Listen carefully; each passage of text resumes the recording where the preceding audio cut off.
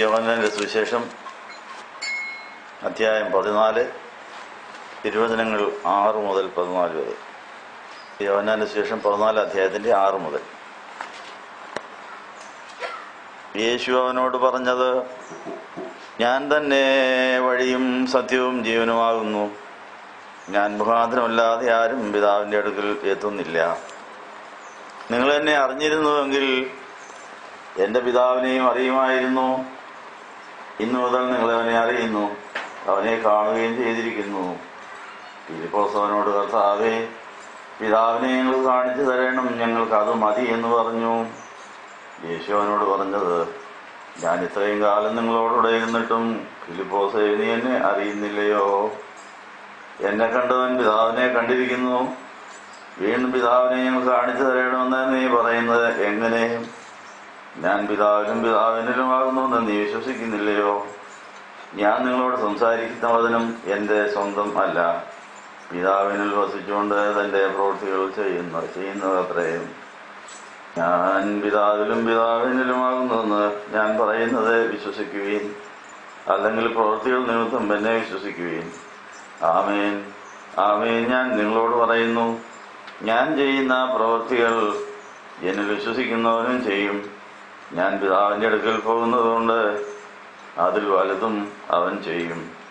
നിങ്ങൾ എന്റെ നാമത്തിൽ എന്നോട് അപേക്ഷിക്കുന്നതൊക്കെയും പിതാവ് പുത്രനിൽ മഹത്വപ്പെടേണ്ടതിന് ഞാൻ ചെയ്തു തരും. നിങ്ങൾ എന്റെ നാമത്തിൽ എന്നോട് അപേക്ഷിക്കുന്നതൊക്കെയും ഞാൻ ചെയ്തു തരുന്നതാനല്ല ചെയ്തു. നിങ്ങൾക്കെല്ലാവർക്കും സംപ്രീതി ഉണ്ടായിരിക്കട്ടെ. സമയത്തിന്റെ കണ്ണിന്നുണ്ടായിരിക്കാം.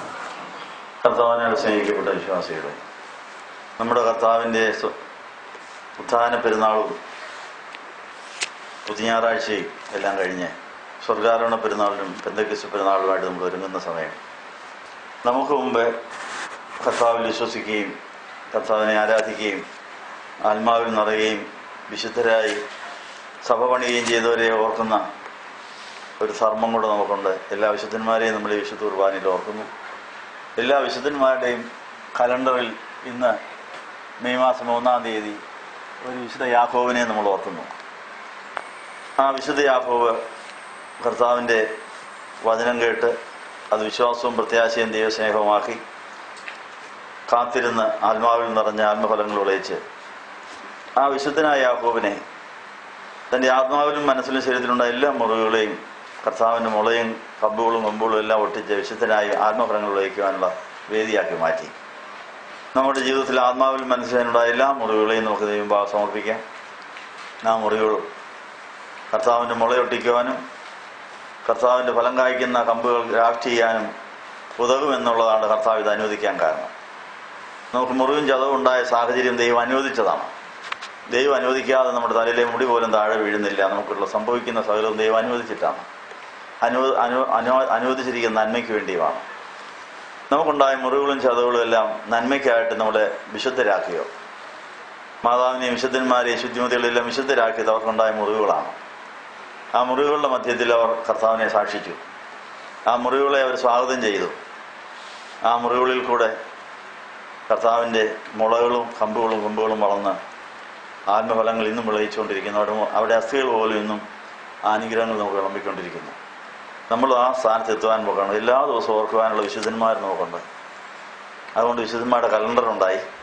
എല്ലാ ദിവസവും ഓർക്കാൻ ഒന്നോ അന്നോ അതിലധികമോ വിശുദ്ധന്മാർ ഈ ഭൂമിയിൽ വന്ന് കടന്നു പോയിട്ടുണ്ട്. അവരൊക്കെയും ആരാധന സ്ഥലത്ത് വന്ന് നമ്മളെ ആശ്വസിപ്പിക്കുന്നുമുണ്ട്.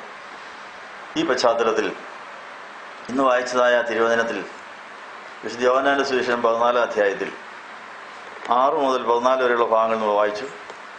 ഈ വിശുദ്ധ യാക്കോബിനെ ഓർക്കുമ്പോൾ ഈ വേദഭാഗം വായിക്കുന്നത് നല്ലതാണെന്നാണ് ഈ കലണ്ടർ എഡിറ്റ് ചെയ്തിരിക്കുന്ന സഭാ പിതാക്കന്മാർക്ക് അനുഭവമുള്ളത്. അതുകൊണ്ട് വിശുദ്ധ യാക്കോബിനെ ഓർക്കുന്ന സമയം ഇന്ന് ലോകത്തിൻ്റെ എല്ലാ ഭാഗങ്ങളിലും ഈ വേദഭാഗം വായിച്ച് വിശുദ്ധ യാക്കോബിൻ്റെ ഓർമ്മ പെരുന്നാൾ നടത്തുകയാണ്. നമുക്ക് ഈ വേദഭാഗങ്ങൾ നമ്മളെ വിശുദ്ധരാക്കാൻ എങ്ങനെ പോയിരിക്കും? വേദപുസ്തകത്തിലെ എല്ലാ വചനങ്ങളും നമ്മളെ ശുദ്ധീകരിക്കുവാനും ശക്തീകരിക്കുവാനും ബലപ്പെടുത്തുവാനും ആശ്വസിപ്പിക്കുവാനും ഉതകുന്നതാണ്. ആത്മീയവർദ്ധന വരുത്താനും അത് സഹായകരമാണ്. ഈ വേദഭാഗം ഇന്ന് നമുക്ക് എങ്ങനെ ആത്മീയവർദ്ധന വരുത്തും? അപ്പോൾ ഇന്നും ഇവിടെ വന്നിട്ടുള്ളവരെ വന്നുകൊണ്ടിരിക്കുന്നവർ, വരാൻ അങ്കിച്ചിട്ട് സാധിക്കാതെ പോയവർ, പലയിടങ്ങളിൽ കുടുങ്ങിയവർ, പല സ്ഥലങ്ങളിലായിരിക്കുന്നവർ എല്ലാവരും നോക്കുക. അവിടെ എല്ലാം മനസ്സ് ഇവിടെയുണ്ട്, ഹൃദയവും മനസ്സും ആത്മാവ് ഇവിടെയുണ്ട്. ലോകത്തിൻ്റെ പല ഭാഗങ്ങളിൽ, എല്ലാ രാജ്യങ്ങളിൽ നിന്നുമായ അനേകർ അവിടെ ഹൃദയം ഇവിടെ എത്തിച്ച് നമ്മളോടൊത്ത് സഹകരിച്ച് പ്രാർത്ഥിക്കുന്നു.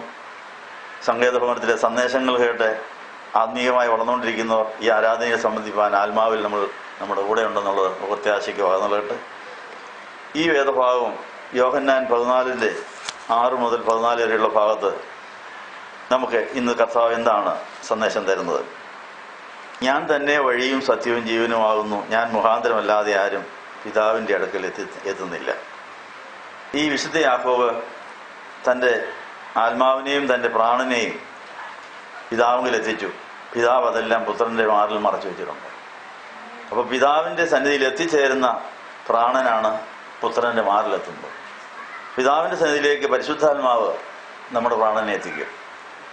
പരിശുദ്ധാത്മാവ് നമ്മുടെ പ്രാണനെ പിതാവിൽ എത്തിക്കണമെങ്കിൽ പരിശുദ്ധാത്മാവിൻ്റെ കുറ്റബോധം നമുക്ക് തരുന്ന പാപത്തെക്കുറിച്ചും നീതിയെക്കുറിച്ചും ന്യായത്തെക്കുറിച്ചും ബോധം വരുത്തുന്ന പാപങ്ങൾ ഏറ്റുപറഞ്ഞ് അനുദപിക്കുമ്പോഴാണ്, നമ്മൾ രൂപാന്തരപ്പെടുമ്പോഴാണ്, മാനസാന്തരപ്പെടുമ്പോഴാണ് നമ്മുടെ പ്രാണൻ നമ്മുടെ ശരീരത്തിൽ നിന്ന് വേർപെട്ട് പിതാവിൻ്റെ സന്നിധിയിൽ എത്തിച്ചേരുന്നത്. മാനസാന്തരപ്പെടുക എന്ന് പറയുന്നത് പരിശുദ്ധാത്മാവ് തരുന്ന ഒരു വലിയ അനുഗ്രഹകരമായ ഒരു അനുഭവമാണ് മാനസാന്തരം. ഈ കാര്യം പഠിപ്പിക്കാൻ വേണ്ടി നമ്മൾ ആരാധന സ്ഥലത്ത് മെഴുതിരി കത്തിച്ചു വെച്ചിരിക്കുന്നു. മെഴുതിരി കത്തിച്ചു വെച്ചിരിക്കുന്ന മെഴുതിരിയുടെ പ്രസംഗം നിങ്ങൾ കേട്ടിട്ടുണ്ടോ?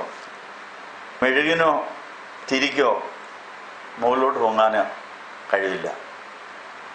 ആ മെഴുകും തിരിയും കൂടെ തീയുമായി ബന്ധപ്പെട്ട് കഴിയുമ്പോൾ ആ മെഴുകുരുകി എണ്ണ പോലെ ആ തിരിയിൽ കയറി അത് പ്രകാശമായി മാറുകയാണ്.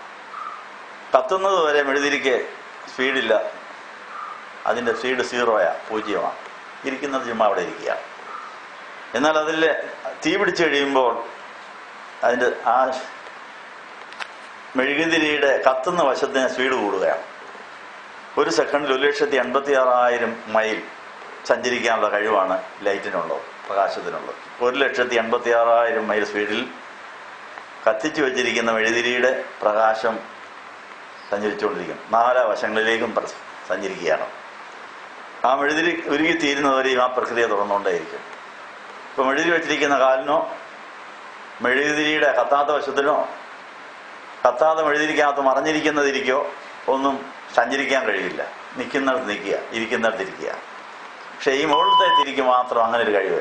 അത് തീ കയറി പിടിച്ചു കഴിഞ്ഞാൽ ഈ മെഴുക ഉരുകി എണ്ണ പോലെ തീയിലേക്ക് കയറി ആ ദീപത്തെ നിലനിർത്തി കഴിയുമ്പോൾ ഈ മെഴുകി രൂപാന്തരപ്പെടുക. മെഴുകി രൂപാന്തരപ്പെട്ട് പ്രകാശമായി മാറിയാൽ അതിൻ്റെ സ്പീഡ് കൂടി അത് ലോകത്തിൻ്റെ നാനാഭാഗങ്ങളിലേക്കും അതിൻ്റെ പ്രകാശം പരത്തിക്കൊണ്ടിരിക്കുകയാണ്. മനുഷ്യൻ്റെ ആത്മാവ് യഹോവയുടെ ദീപമാണോ? യഹോവയാണ് അത് കത്തിക്കുന്നതെന്ന് നമ്മൾ കേട്ടിട്ടുണ്ട്. എവിടെയാണ് ആ വചനമെന്നറിയാവോ? മനുഷ്യൻ്റെ ആത്മാവ് യഹോവയുടെ ദീപമാണ്, ആ ദീപം കത്തിക്കുന്നത് യഹോവ തന്നെയാണോ? ദൃശ്യവാക്യങ്ങൾ 3 അധ്യായത്തിലാണ്. ആർക്കെങ്കിലും ഓർമ്മയുണ്ടോ? മനുഷ്യന്റെ ആത്മാവ്, spirit of man is the candle of the Lord എന്ന് ഇംഗ്ലീഷിൽ പറഞ്ഞേ. ദീപമാണ്.